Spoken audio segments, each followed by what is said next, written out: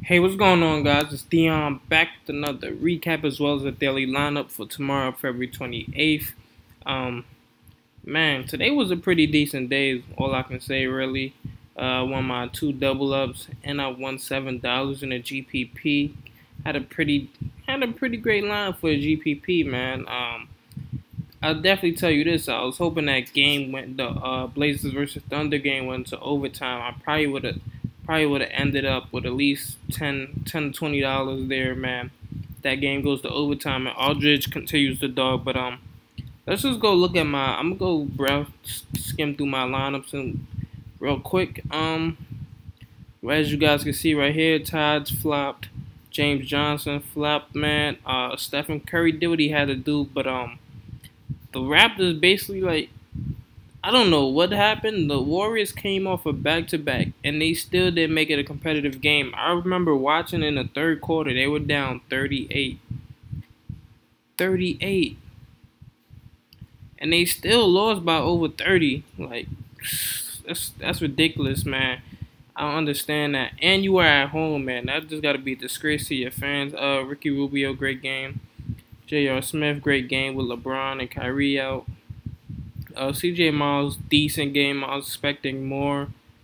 Rudy Gobert, solid game. I was expecting more from him. But that's the lineup that and when we're gonna go to another lineup. Right here, Damian Lillard, great game. I knew he could have at least 40. I knew 40 would be the minimum. He was gonna go at Westbrook tonight, put the pressure on him, to guard him defensively. Jimmy Butler got a 50-point game out of him with Powell out. Knew that was a great play there. Who else? Oh, Gordon Hayward kind of flopped, man. I think I'm gonna stop playing him. He's not. It doesn't seem like he's being aggressive enough, or he's just not in his rhythm right now. Because if you have 7 turnovers, that means you're being either too passive or you're out of control. So I'm definitely gonna stay away from Gordon Hayward until his price drops back down to maybe like a 7,000 or so, man. But I doubt that happens. James Johnson, we already mentioned him. Greg Monroe, monster game. That's it from that lineup. Now let's go look at my winning GPP lineup. Matter of fact, yeah, I'm gonna show that first. My winning GPP lineup: Ricky Rubio, Mo Williams. I like this combination a lot too. I actually want to do this in all my GPPs, but I hate like just having one consistent lineup in GPP. So Ricky Rubio, Mo Williams, nice combo at the point guard position. Jimmy Butler, we already know he had a great game. I was expecting a lot more from Giannis. I don't know what it is with the offense, but it just seems like no one player is like just bound to have a great game with all of them healthy. So I think I'm gonna start fading these dudes, maybe except for like in cash games where I know like 25, 30 points is guaranteed for them. So there's no more 35, 40 plus games from Giannis. I know not to expect that anymore. James Johnson, shaky game. Harrison Barnes, pretty solid, man. Pretty solid. No Iggy. So he should have definitely had a solid game. He's gonna probably play at least 35 minutes with no Iguodala, but he probably didn't even play that, seeing as they blew out the Raptors. Aldridge, 58 points, man. He was just killing Serge. I actually was watching the game, man. Great game from him. I knew he'd be low owned. That's a lot. That's mainly the reason why I went with him here. Greg Monroe got a 53-point game out of him. And last but not least, Gobert. Solid. I'm gonna go Gobert in every lineup today, just to let you guys know. Let's look at my last line. Both these two lineups, Cavs game lineups, are the same, as you guys can see from the score. Rubio Mo Williams combination again. The only difference really in this lineup was Todd Gibson, who screwed me over.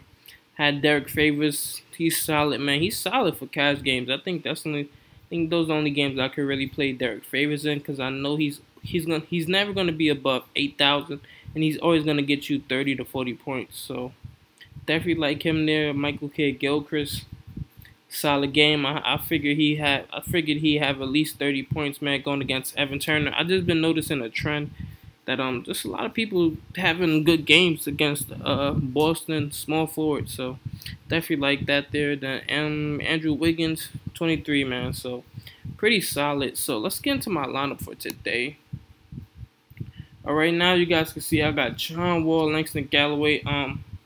John Wall, I just figured, man, like he's basically gonna have to carry the team. He's gonna take a buckload of shots. He's never gonna be the Russell Westbrook to take like 25, 30 shots a game, but he's gonna be kind of efficient with him doing it. Probably get you around 15, 20 points, and about 10 assists, some steals, and some rebounds. So I definitely like him a lot today, especially on the back-to-back. And Detroit just want to play the double overtime game, so I know they're gonna be exhausted. He should be able to have his way driving to the rim and things of that nature. Langston Galloway, just a solid play, man. He's especially at home. I only really like picking him when he's at home. He just always seems to have solid games, and at 5,300, you can't really go wrong there.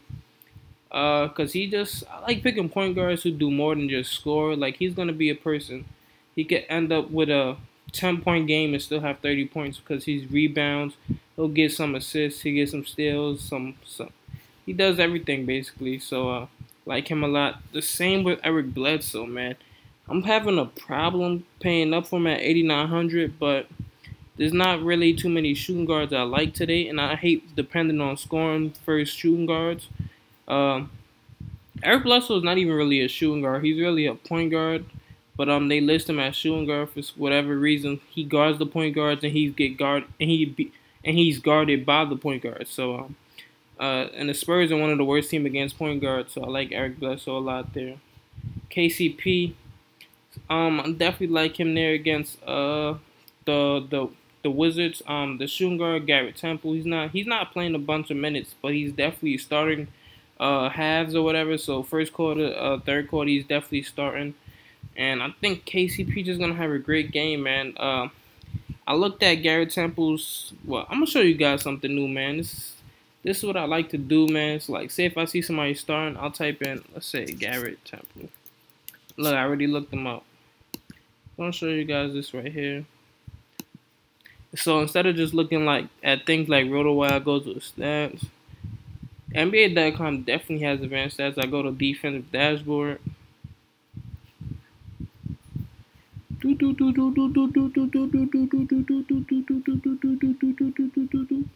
Hurry up, man! What the hell? Click it again. See what goes on here. But it's taking quite a minute, man. It does that sometimes. I don't know why. It's just this NBA website. God damn! Don't tell me it's folding under pressure. Okay, look. So see right here, man. Oh yeah, it's definitely here. When the number is positive, that means he's giving up basically like say if the person's averaging 45 field goal percentage on the year, that means when he's guarding them, it's gonna go up 47.6, like basically 2.6 percentages, man.